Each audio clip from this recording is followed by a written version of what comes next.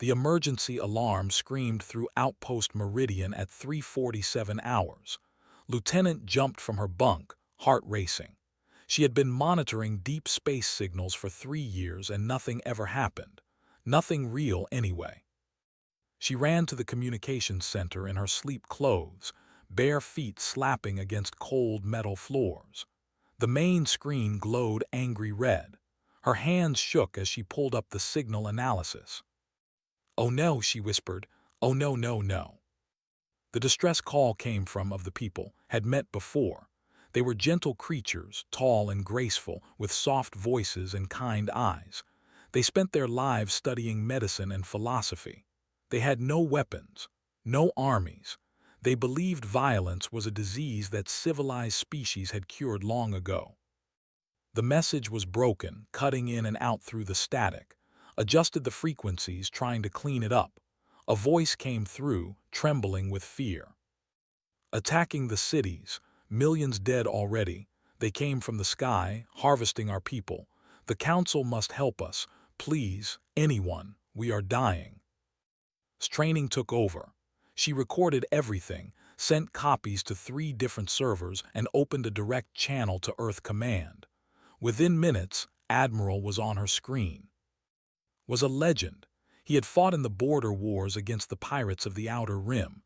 His face was hard, carved from stone, with scars that told stories he never shared. But his eyes were different now. They burned with something recognized. Rage. "Send me everything," said. His voice was calm but could hear the tension underneath.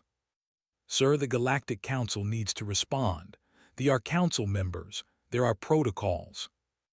"I know the protocols, Lieutenant. Send me the data." Worked fast. Her fingers flew across the keyboard, pulling up star charts, force estimates, and tactical assessments. The attacking force was identified: Dominion ships. There were predators, massive reptilian creatures who believed the strong should rule the weak. They had been causing trouble for years, but never like this. Never a full invasion. "How long until the council responds?" asked. Pulled up the council schedule. "They're in emergency session now, sir, but it could take days, maybe weeks. They need votes from all 17 member species before military action." Days, jaw tightened. The don't have days. Cleaned up another section of the transmission. A new voice came through, younger, desperate.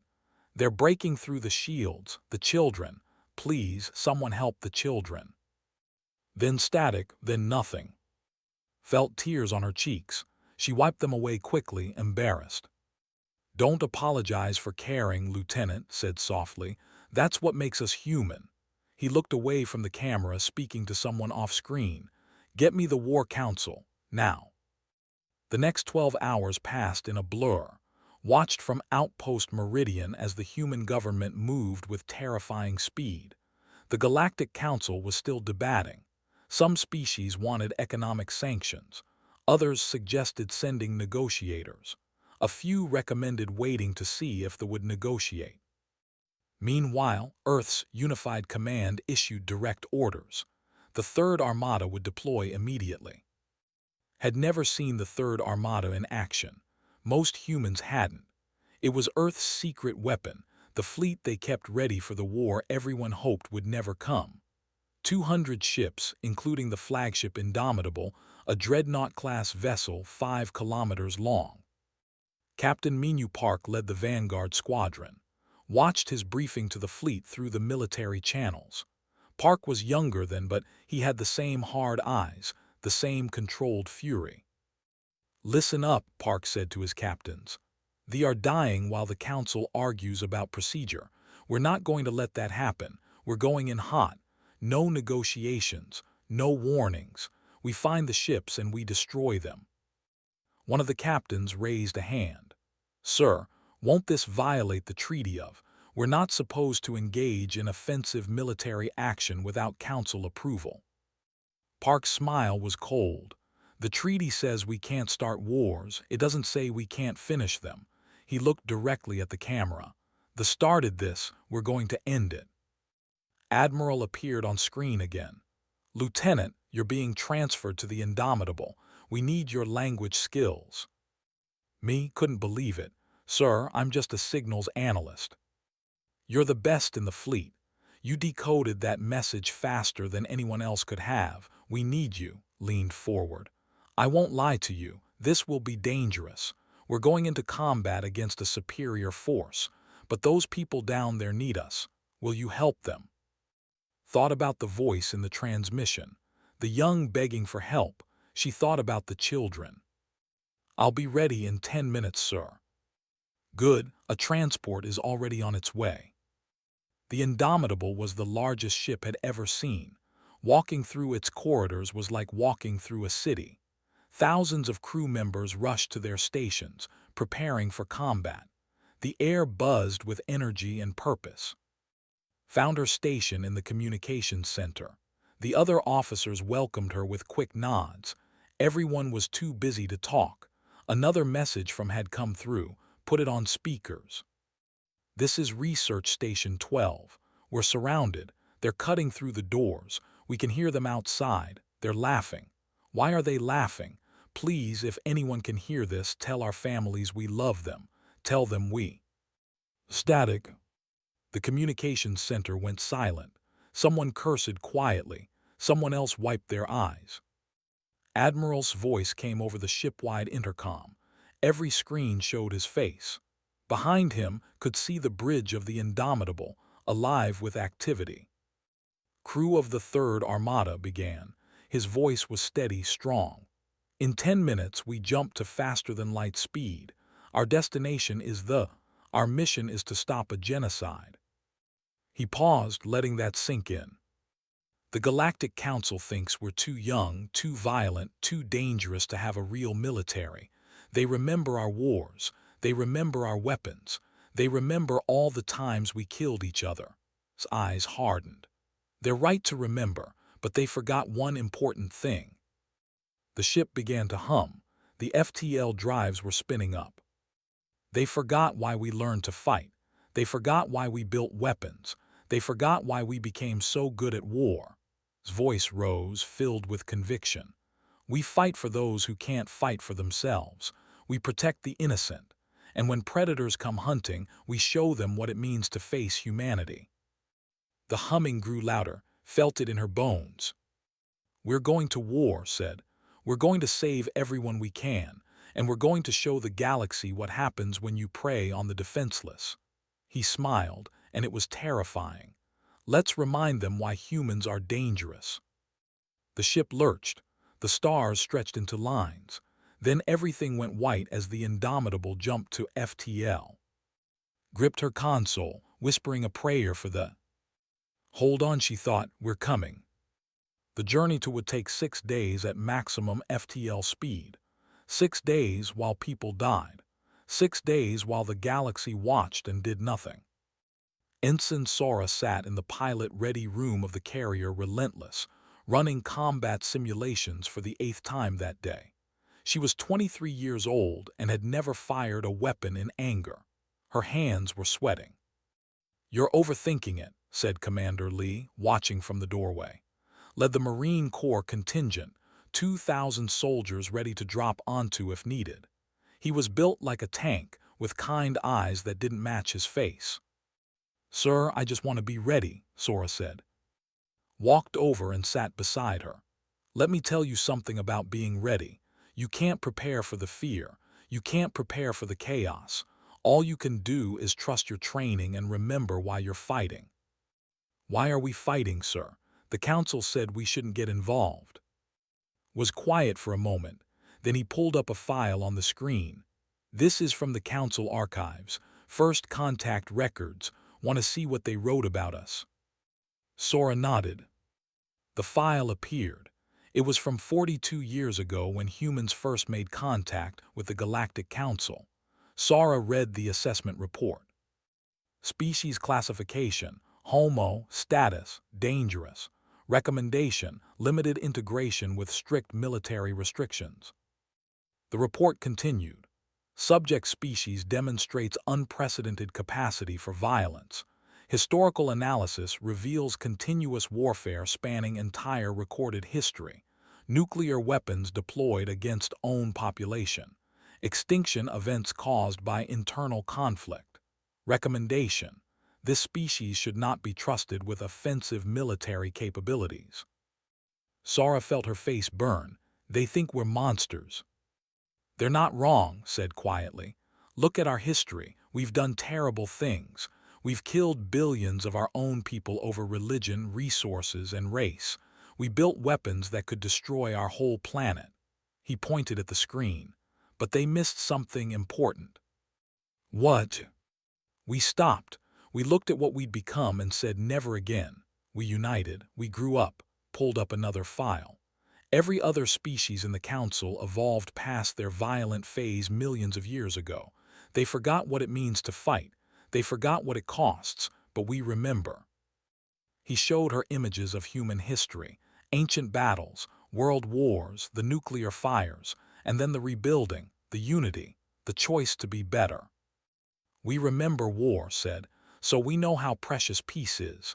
We know what happens when good people do nothing. He stood up. That's why we're going to, because we remember, and we refuse to let it happen again. In the officers' mess, Captain Minu Park briefed his tactical team. The room was packed with ship captains and squadron leaders. Holographic displays showed the system, updated with the latest intelligence. 17 harvester ships in orbit, Park said, pointing at the display. Each one is twice the size of our largest destroyer. They're built to withstand energy weapons, shields that can absorb anything that could throw at them. Good thing that don't throw anything, someone muttered. Park nodded. Exactly. They have never fought an enemy that fights back. Their tactics are simple: overwhelming force, maximum intimidation, shock and awe. He smiled. They're in for a surprise. He zoomed in on the flagship. This is the Harvester Prime, commanded by Warlord. He's won 14 battles against peaceful species, never lost a single ship. Park's smile grew wider. He's never fought humans before. The tactical display changed, showing attack vectors and weapon ranges. We're not going to play by Council rules. No long-range energy weapons. No polite warnings. We're going in with nuclear torpedoes and enough kinetic force to crack their hulls open. One of the younger captains raised her hand. Sir, won't that be seen as barbaric? The Council banned kinetic weapons after the war. The Council can complain after we save the, Park replied. Besides, they are using banned harvesting technology. If they want to ignore the rules, so will we. Across the ship, Doctor worked in the linguistics center trying to decode more transmissions. Most were just screams now, pleas for help that would never come in time, but she kept listening. Someone needed to bear witness. A new message came through, stronger than the others, cleaned up the signal. This is Professor of the Science Academy. To anyone receiving this transmission, our orbital platforms report 17 hostile vessels. Our planetary shields are failing. They are demanding our surrender. They promise mercy if we comply. A pause. We know what mercy means. We've seen the reports from other worlds. They will take our people. They will use us as slaves. They will harvest us. His hands clenched. The Galactic Council has been in session for 4 days. They are still debating, still voting, still discussing procedure. Professor's voice broke. We are dying, our children are dying, and the galaxy watches. Then something unexpected. The professor's voice grew stronger. But we received a message from Earth. The humans are coming. The Council calls them dangerous. They call them violent. They call them barbaric. A sound that might have been a laugh. I hope they're right. I hope the humans are as dangerous as the Council fears, because right now we need someone dangerous on our side. The message ended. Sat back, tears streaming down her face. She saved the recording and sent it to Admiral. On the bridge, listened to the message 3 times. Captain Park stood beside him. 4 more days, Park said. Can they hold out that long? They'll have to, replied. We're pushing the engines to maximum. Any faster and we'll burn them out. A communication request came through from Earth. Ambassador Song appeared on the screen. She looked exhausted. "Admiral, I need to inform you of the situation at the Council. It's not good." "I'm listening." "The Council has officially condemned our deployment. They're calling it an act of aggression. 7 species have demanded we turn back immediately," rubbed her temples. "They are threatening to propose sanctions against Earth." "What does the representative say?" asked. "He's begging us to hurry, but his voice doesn't carry much weight. They don't have military allies. They relied on Council protection." Looked directly at. "The Council wants you to stand down and return to Earth space. They promised to send a peacekeeping force within 2 weeks." 2 weeks? His voice was flat. "There won't be any left in 2 weeks." "I know, but if you continue, Earth could face serious consequences. Trade sanctions, expulsion from the Council, maybe worse." Was silent for a long moment. Then he asked, "What does the President say?" His tired face broke into a small smile. "The President says, and I quote, 'Save them. We'll deal with the politics later.'" "Good," straightened. "Tell the Council that humanity appreciates their concern. Tell them we'll submit to any investigation they want after we save the. But tell them this too. We're not stopping. We're not slowing down. And if they want to sanction us for saving innocent lives, that tells us everything we need to know about the Council." Nodded. "I'll pass that along. Try not to start a war, Admiral." "I'm not starting anything, Ambassador. I'm ending it." The communication closed. Park looked at his commander. "That's going to cost us." "Maybe," agreed. "But what's the cost of doing nothing? What's the cost of being so civilized that we let genocide happen because we're afraid of breaking rules?" He walked to the observation window. Outside, the stars streamed past in rivers of light as the ship tore through space at impossible speeds. "My grandfather fought in Earth's last war," said quietly. "He told me something I never forgot.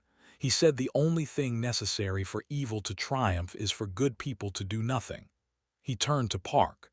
"The Council are good people, but they're doing nothing, so we'll do something." Park nodded. "The crew is ready, sir. 6,000 sailors, 2,000 Marines, and 300 pilots, all volunteers, all ready to fight." "Good." Pulled up the tactical display one more time. "Because in 3 days, we're going to drop out of FTL right in the middle of the fleet. And then we're going to show them what happens when you make humanity angry." In her quarters, Sara tried to sleep but couldn't. She kept thinking about the simulation scores, about all the ways she could fail, about all the people counting on her. Her door chimed. Commander stood outside with 2 cups of coffee. "Can't sleep either?" he asked. "No, sir." They sat together in silence for a while. "Are you scared?" Sora finally asked. "Terrified," admitted. "Every time, that never goes away." He took a sip of coffee. "But fear is good. Fear keeps you sharp. Fear reminds you that what you're doing matters." "What if I freeze? What if I mess up?" Looked at her with those kind eyes. "Then your will cover you. That's what we do. We fight together, we protect each other, and we don't leave anyone behind." He stood to leave, then paused. "Get some rest, Ensign. In 3 days they are going to learn something the hard way." "What's that, sir?" Smiled. "They're going to learn that humanity doesn't just fight for ourselves. We fight for anyone who needs us, even if the whole galaxy tells us not to." The Indomitable dropped out of FTL space like a hammer falling from the sky. One moment there was nothing. The next, 200 human warships materialized in perfect formation around the burning planet of. Alarms screamed across every ship. They had never seen anything move that fast. On the bridge of the Harvester Prime, Warlord watched his screens fill with enemy contacts. He was massive, even for with scales like black armor and teeth designed to tear flesh. He had commanded fleets for 30 years. He had conquered 12 worlds. He had never been surprised before. "What are those ships?" he demanded. His tactical officer's claws trembled on the controls. Unknown design, warlord, energy signatures match. They match human vessels. Humans, laughed, a sound like rocks grinding together. The Council's pets, the ones they keep locked in their corner of space. He leaned back in his command throne. Prepare a message. Tell them to leave before we destroy them. But before he could finish, every communication channel opened at once. A human voice, calm and cold, filled the fleet. Vessels, this is Admiral of the Human Defense Fleet. You have committed acts of genocide against a Council member species. Withdraw immediately or be destroyed. You have 60 seconds to comply. Couldn't believe what he was hearing. They're giving me an ultimatum. He opened a return channel. Human Admiral, you are interfering in affairs. This world refused our trade agreements. We are simply collecting what we are owed. You're harvesting civilians, murdering children. That's not trade, that's genocide. His voice didn't rise, didn't show anger. It was somehow worse because of that. 45 seconds. We have 17 warships. You cannot possibly. 30 seconds. Slammed his fist on the armrest. Open fire on the human flagship. Show them what happens when they challenge the Dominion. The Harvester Prime's main weapons charged. Energy weapons, designed to punch through planetary shields, swiveled toward the Indomitable. On the human flagship's bridge, Captain Park watched the targeting locks appear. They're powering weapons, sir. Good, said. That makes this easier. All ships weapons free. Execute attack plan Delta. What happened next would be studied in military academies for generations. The human fleet didn't use energy weapons. They didn't fire lasers or plasma cannons. Instead, the Indomitables spoke first. Electromagnetic accelerators hurled chunks of metal at 3% of light speed. The shields, designed to deflect energy, did nothing against solid matter moving that fast. 3 slugs hit the Harvester Prime's port side. The impacts sounded like the universe screaming. Armor that had survived 100 battles crumpled like paper. Whole sections of the ship simply stopped existing. Stumbled as his ship shook. Impossible, what kind of weapons? Kinetic bombardment detected, his tactical officer shouted. They're using projectile weapons. Return fire, all ships return fire. The fleet opened up with everything they had. Energy beams lanced across space, enough firepower to melt a moon. But the human ships were already moving. They didn't hold formation like civilized species. They scattered like a school of fish avoiding a shark, each ship moving in unpredictable patterns. Ensign Sora gripped her fighter's controls as she launched from the Relentless.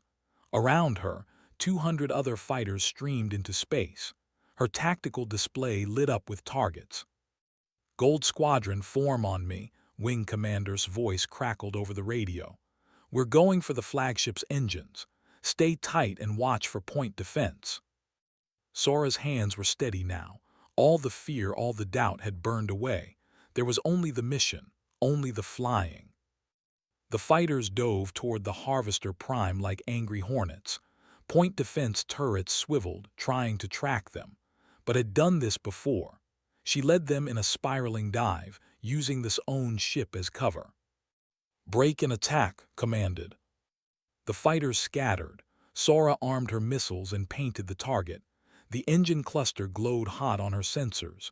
She fired. 50 fighters fired at the same moment. 100 missiles streaked toward the engines. The point defense took out maybe 20.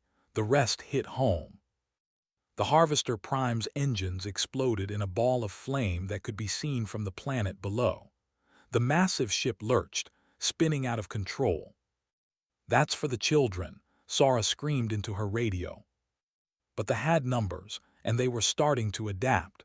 2 human destroyers took critical hits. 1 carrier lost its shields. On the Indomitable's bridge, watched the battle unfold. Time to show them something new. Deploy the Midnight Protocol. Captain Park's eyes widened. Sir, that weapon is still experimental. The testing phase is over. Deploy it. Throughout the fleet, human ships released small objects into space. They looked like nothing, just black spheres drifting in the void. The sensors barely registered them. Then the spheres activated. They were mines, but not like any weapon the galaxy had seen before. Each one carried a small nuclear warhead and a thruster system. They locked onto ships and accelerated. A harvester tried to shoot them down, destroyed 5. But the 6th got through. It struck the ship's hull and detonated. The explosion wasn't big. The nuclear yield was relatively small by human standards, but it was nuclear. And in space, that meant electromagnetic pulse. Every electronic system within 100 meters died instantly. The ship went dark, dead in space. "What is this?" roared. He had managed to stabilize his flagship, but they were crippled, engines gone. What kind of savages use atomic weapons in space? "The kind that remember how to fight," said over the open channel. "The kind that will do whatever it takes to stop you." 3 more ships went dark as the mines found their targets. The fleet was in chaos now, trying to retreat while fighting off weapons they didn't understand. Commander Lee stood in the drop bay of his assault transport, watching the battle through the viewports. His Marines were already in their armor, weapons checked and ready. "Commander, we have authorization for ground deployment," his communication officer reported. "Multiple cities are under direct attack. They need immediate support." "Then let's give it to them," activated the ship-wide channel. "Listen up, Marines, we're going down there. Our job is simple: protect the civilians and eliminate any ground forces. Rules of engagement: if it's shooting at you, kill it.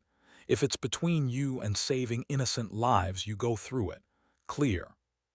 "Sir, yes, sir," 2,000 voices shouted as one. The transport shook as it entered its atmosphere. Through the windows could see the planet below, beautiful once he was sure. Now it was with fires and destruction. Cities burned, but some still stood, some still fought. The transport landed hard in the middle of its capital city. The loading ramp dropped and its Marines charged out into hell. Ground troops were everywhere. They were huge reptilian monsters in armor, herding terrified into transport cages. They turned when they saw the humans, confused. They had never seen this species before. "Fire," commanded. The Marines opened up. Human weapons, designed and tested in Earth's bloodiest wars, tore through armor like it wasn't there. They had never faced this kind of firepower. Their weapons were designed for intimidation, for hunting prey that didn't fight back. The humans fought like demons. Personally led the charge into a processing center where hundreds were imprisoned. The guards tried to stop them. It didn't matter. Squad moved with precision, each Marine covering the others, advancing through training and experience they couldn't match. In 3 minutes the building was secure. They were free. A young, barely more than a child, stared up at with wide eyes. You came, you actually came." Knelt down, making himself less intimidating. "We're here now, and we're not leaving until you're safe." In orbit, the battle was turning. Half the fleet was disabled or destroyed. The rest were trying to retreat, but Admiral wasn't letting them go. "Pursuit course," he ordered. "Any ship that participated in this attack does not leave this system." "Admiral," Captain Park said carefully, "if we destroy them all, it will be seen as a massacre. The Council can say what they want. These monsters killed millions. They don't get to run away and try again somewhere else." The human fleet pursued. It wasn't glorious. It wasn't heroic. It was just necessary. One by one, the harvesters were disabled, their crews ordered to abandon ship. Warlord, trapped on his dying flagship, made one last transmission. "You think you've won, humans. You think that we'll forget this. We will return. We will make you pay for this humiliation." His response was simple. "No, you won't. Because every time you think about attacking innocent people, you'll remember this day. You'll remember what happened when you made humanity angry, and you'll think twice." He nodded to the weapons officer. The Harvester Prime was struck by 3 nuclear torpedoes. It broke apart in silence, just another piece of debris in the graveyard the fleet had become. Wing Commander brought her fighters back to the Relentless. Ensign Sora had survived her first combat, so had most of the squadron. The losses hurt, but they had won. On the planet below, Commander stood in the capital square, surrounded by Freed. They were crying, hugging his Marines, thanking them over and over. Professor, the one who had sent the message, approached. He was old, his fur gray, his eyes wet with tears. "Thank you," the professor said. "The council called you dangerous. They said you were too violent to be trusted." Looked around at his Marines, dirty and exhausted, handing out rations to children. "Maybe we are dangerous," he said, "but we're dangerous to the right people." Above them the human fleet established orbit. The battle was over, they were defeated, and they were safe. But Admiral knew this was just the beginning. The fires were still burning when Doctor walked through the ruins of his capital. Human Marines worked alongside survivors, pulling people from collapsed buildings, distributing food and medical supplies. The air smelled like smoke and death. She stopped at a makeshift hospital. Inside, doctors worked frantically to save the wounded. They had so few supplies, so little medicine, but they worked anyway, their gentle hands trying to heal what they had destroyed. An elderly doctor approached her. His fur was singed, his robes torn and bloody. "You are human, yes?" he asked in accented but clear English. "Yes, I'm doctor. I'm here to help coordinate relief efforts." The doctor's eyes filled with tears. "My name is, I have been a doctor for 60 years. I have never seen such violence, never imagined such cruelty." He looked at his hands. "We thought we were civilized. We thought violence was something the old species left behind." Didn't know what to say. What could she say? That humanity knew better, that they had learned these lessons in blood and fire. "We were fools," continued. "We trusted the council to protect us. We had no weapons, no armies. We believed that would keep us safe." He laughed bitterly. "They came anyway, and the council debated while we died." "But we came," said softly. "Yes, you came," gripped her hand. "The council called you barbaric, they called you dangerous. They were right. But they forgot that sometimes the universe needs dangerous people. Sometimes you need someone who remembers how to fight." Across the city, Commander Lee was dealing with a different problem. His Marines had found something in the command center, something that didn't make sense.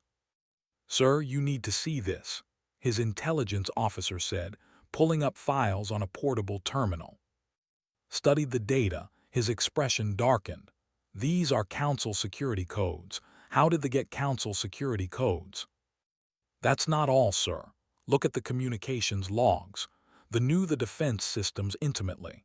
They knew exactly where to hit, exactly when to strike. Someone gave them detailed intelligence." "Someone in the council?" "Yes, sir." "Immediately contacted the Indomitable. Get me Admiral, we have a problem." On the flagship, Captain Minu Park stood beside as they reviewed the evidence. The implications were staggering. "Someone set this up," Park said. "They didn't just attack randomly, they were pointed at like a weapon." "But why?" Stared at the data. "What does anyone gain from this?" "Maybe we should ask the council," Park suggested. At that moment, Ambassador Song's face appeared on the screen from the council chambers. She looked exhausted and angry. "Admiral, I need to report. The council has officially condemned your actions they're calling it an unprovoked military assault. 7 species are demanding sanctions against Earth." "Unprovoked," couldn't believe it. "We saved millions of lives." "I know, and privately many council members are grateful, but publicly they're terrified. You deployed weapons they banned. You acted without authorization. You proved that humanity has military power that matches or exceeds anything in the council." Rubbed her temples. "You scared them, Admiral." "Good," replied. "Maybe fear will make them think twice before letting this happen again." It's not that simple. There's a movement forming, led by of the Combine. He's arguing that humanity should be expelled from the Council, that we're too dangerous to be allowed to remain. Captain Park leaned forward. Tell me about this. Pulled up a file. Has been on the Council for 20 years. He represents one of the largest military powers in the Council, though they've never actually used their military for anything. He's been pushing for the Council to create a centralized defense force under Council control. Under his control, you mean, Park said. Probably, but he doesn't have the votes. Most species don't want to give up that much sovereignty. Paused. Why do you ask? And Park exchanged glances. Send me everything you have on, said. And on the Combine, I want to know who they trade with, who they talk to, everything. What are you thinking? I'm thinking someone wanted this attack to happen. Someone wanted to prove the Council was weak, and I'm thinking we need to find out who. The investigation moved quickly. Captain Park took personal command, coordinating with human intelligence services and friendly contacts within the Council. What they found was damning. 3 days after the battle, Park presented his findings to Admiral and the senior staff. They received detailed intelligence packages 6 months ago. The data included defense protocols, patrol schedules, and Council response procedures. The transmissions originated from inside Council space, specifically from territory. I said, we can't prove it was him personally, but someone in the government gave the everything they needed. More than that, someone assured them the Council wouldn't respond in time. Doctor spoke up from her station.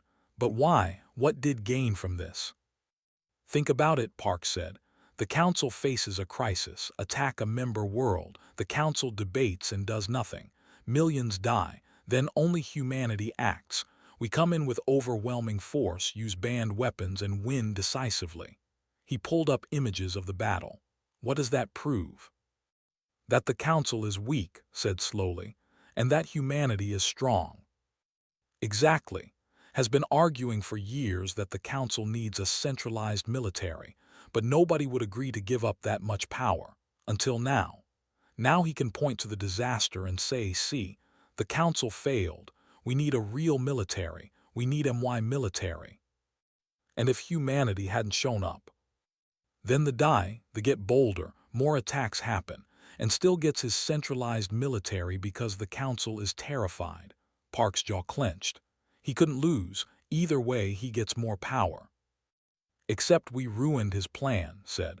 We showed that the Council doesn't need a centralized force. They just need someone willing to act. Which makes us a threat to him, realized. That's why he's pushing so hard to expel us from the Council. Ambassador appeared on screen again. Admiral, we have a development. The Council is convening for a special session. They're going to vote on humanity's status in the Council, is calling for immediate expulsion. Do we have the evidence ready? Asked Park. Yes, sir, everything we found. The data trails, the communication logs, the timeline. It all points to involvement. Then it's time to go on offense. Ambassador, can you get us a platform to present evidence?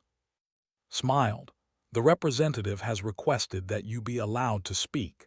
As the species that saved his people, they figure you've earned a hearing. Perfect, will be there. The Council chamber was the largest room had ever seen. 17 species, hundreds of representatives, all gathered in a massive amphitheater orbiting a neutral star. The humans had never been invited to speak before. They were usually confined to observer status. Admiral walked to the central platform, flanked by Captain Park and Doctor. Every eye in the chamber watched them, some with gratitude, some with fear, some with hatred. Stood from the section. He was reptilian-like but smaller, with intelligent eyes and a smooth political voice. Admiral, you stand accused of unauthorized military action, use of banned weapons, and violation of Council sovereignty. How do you plead? His voice was calm and clear. I don't plead anything. I'm not on trial. But since you asked, I'll tell you what I did. I saved 3 million lives while this council argued about procedure. Murmurs rippled through the chamber. You violated our laws, shouted. I violated laws written by species who forgot what it's like to fight for survival. Laws written by people who think violence is something that only happens to others. Stepped forward. But I'm not here to defend my actions. I'm here to question yours. Mine I wasn't at. No, but your ships were in contact with the 6 months before the attack. Nodded too. She pulled up the evidence on the chamber's main display. Communication logs, data transfers, encrypted transmissions from space to territory. The timestamps were damning. This proves nothing, protested. The trade with many species, including the same who just committed genocide. Park stepped forward. Funny how that trade included detailed intelligence on defenses, almost like someone was helping them plan the attack. The chamber erupted. Representatives shouted at each other. The delegation demanded silence. The representative was on his feet, demanding answers. Professor, now serving as the voice in the council, spoke quietly, but his words carried. Is this true? Did your people help the murder mine? This is a fabrication. Human lies designed to. The data is authenticated, said. We have 17 different verification methods. This is real. Someone in your government gave the everything they needed to attack. His confident expression cracked. Even if this were true, it wasn't authorized by me personally. But it happened under your watch, said. And now you're trying to expel humanity from the council. Why? Because we embarrassed you. Because we proved the council doesn't need your centralized military. Because we showed that you're not needed. The delegation was in chaos. Other species were demanding investigations. The neutral species, who had been leaning toward supporting, were backing away. This session is adjourned, the council speaker declared. We will investigate these allegations thoroughly. As the chamber emptied, Professor approached the human delegation. Thank you, he said simply, not just for saving us, but for seeking truth. Truth matters, replied. Justice matters, that's why we came. Back on the Indomitable, the senior staff gathered in its ready room. They were exhausted but satisfied. Is finished, Park said. They are already throwing him to the wolves to save face. There'll be investigations, trials, the whole thing. Good, said, but this isn't over. We've made enemies today, powerful ones. We've also made friends, added. They won't forget what we did. Neither will the species who were too afraid to act but grateful we did. A new message appeared on his terminal. His expression changed as he read it. What is it? Park asked. Looked up, his eyes wide. It's from they're sending a message to Earth. They want to talk.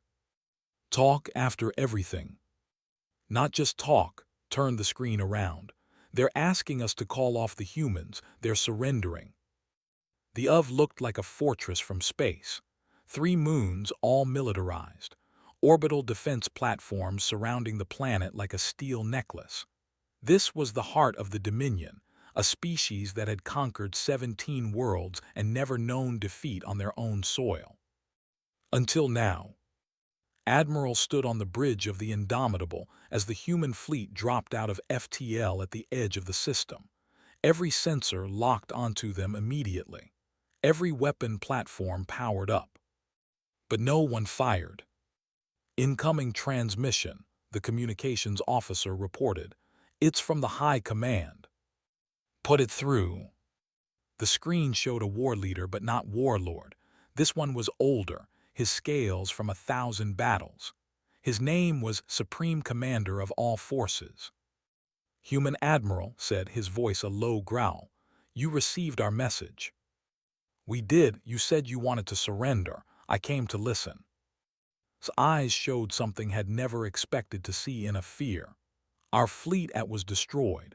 17 warships gone. We have never suffered such losses.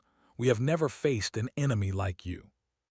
You've never faced an enemy that fights back, Captain Park said from beside. No, admitted. We have not, they are predators, we attack the weak. We harvest resources from those who cannot defend themselves. It is our way, it has always been our way. He paused. But you are different, you protect the weak.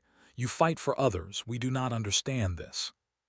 You don't need to understand it, replied. You just need to stop doing it. No more attacks, no more harvesting, no more genocide. And if we agree, what then?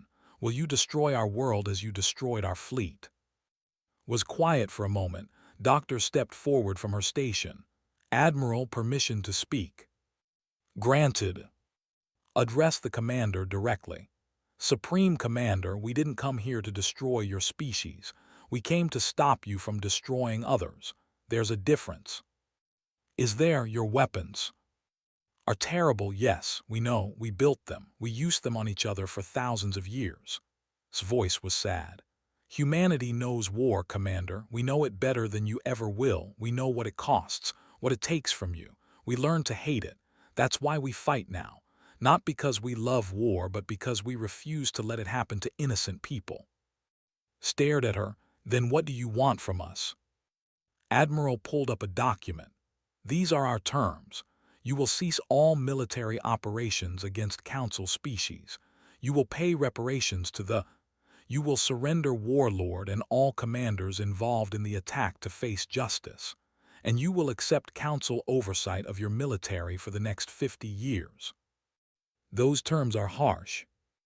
They're fair. You committed genocide. You're lucky we're offering terms at all. Leaned forward. But understand this.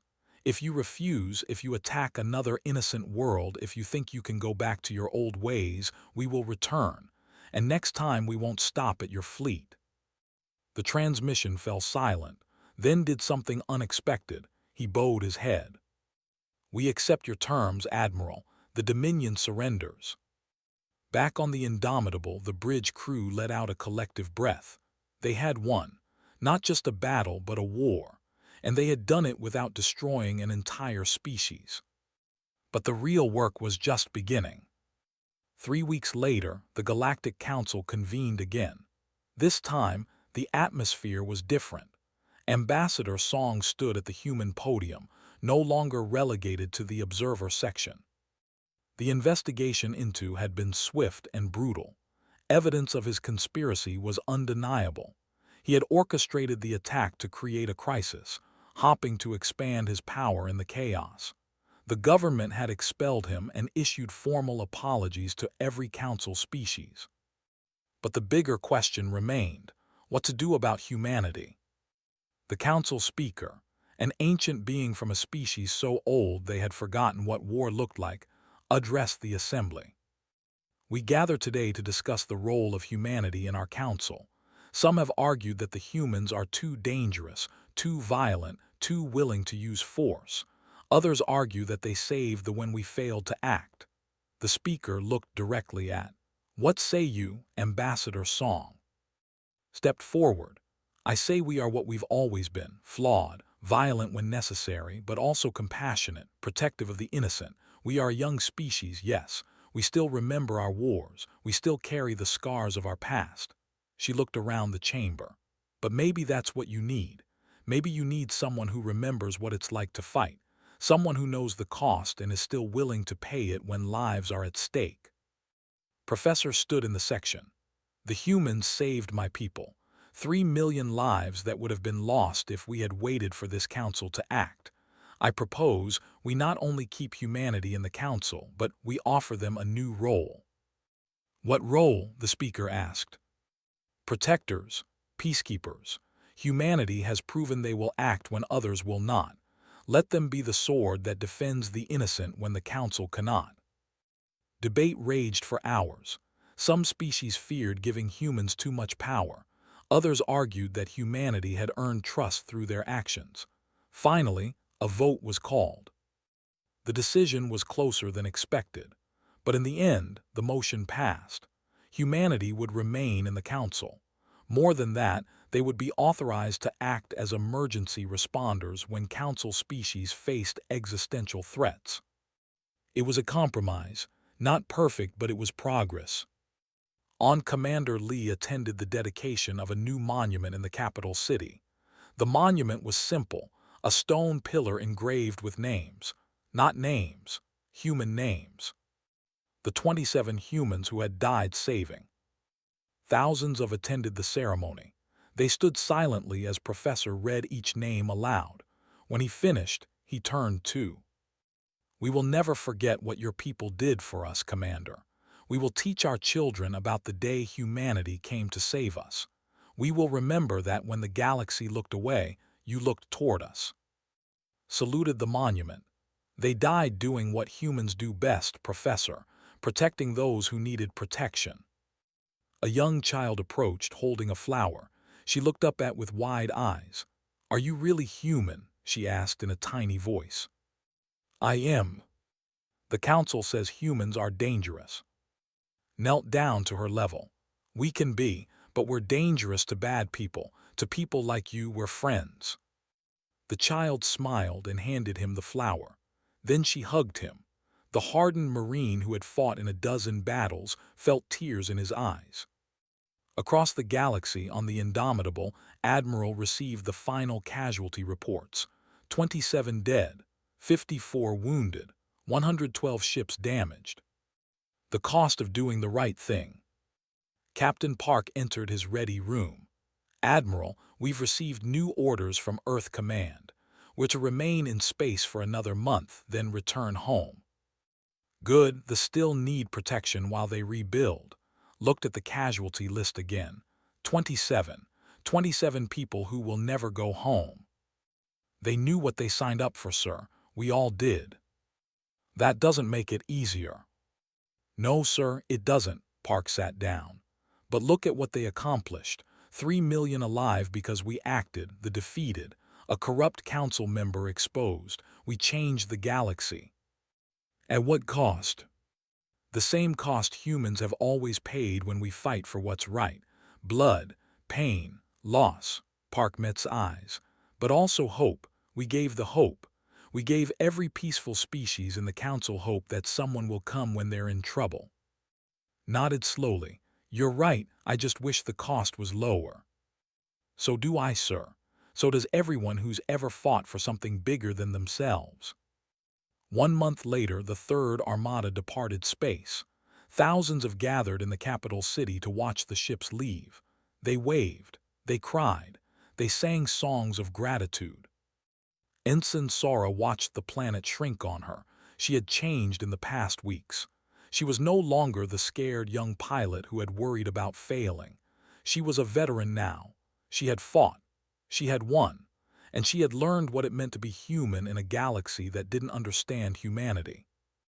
Wing Commander appeared beside her, thinking about home. "Thinking about here, about what we did." "We saved them, Sora. That's what we did." "I know, but will it last?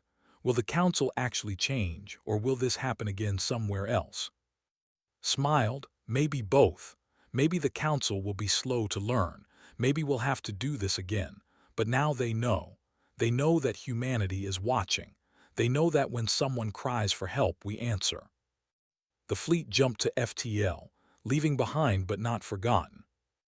Doctor compiled her report on the mission, the transmissions, the languages, the cultural exchange that had happened in the midst of war.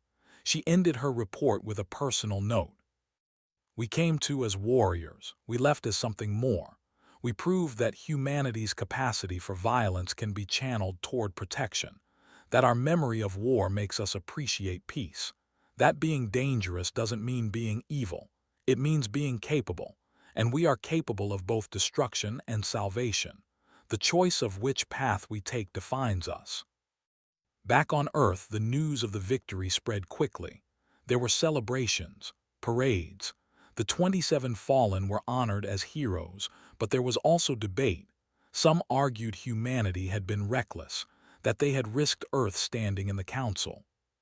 But most understood, most recognized that some things are worth fighting for, some things are worth the risk.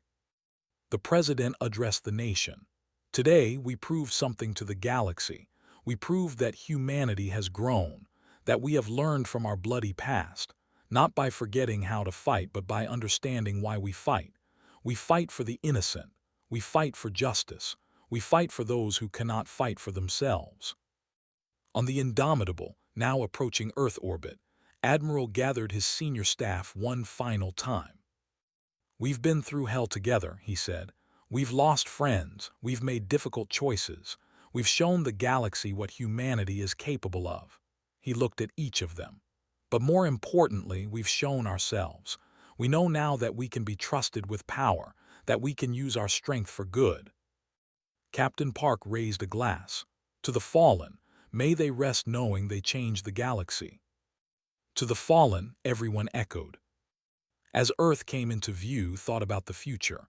More crises would come, more calls for help, and humanity would answer, because that's what they did now. They were the protectors, the ones who remembered what war cost and refused to let it happen to others.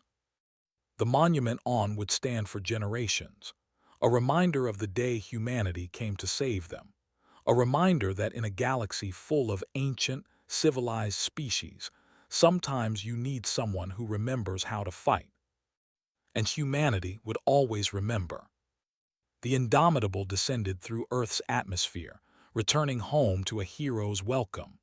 But in the quiet moments, in the private reflections, every crew member knew the truth. They hadn't brought war to the galaxy. They had brought hope, hope that the innocent would be protected, hope that justice still mattered, hope that when darkness came, someone would stand against it. And as long as humanity existed, that hope would never die.